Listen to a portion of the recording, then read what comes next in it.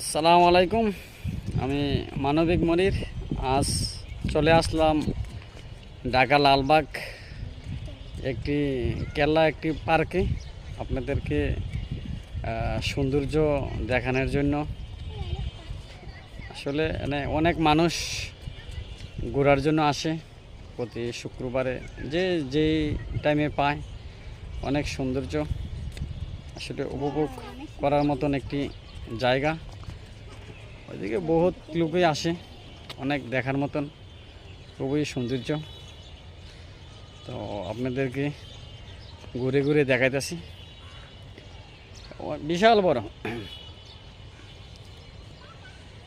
অনেক বড় জায়গা, অনেক লোক।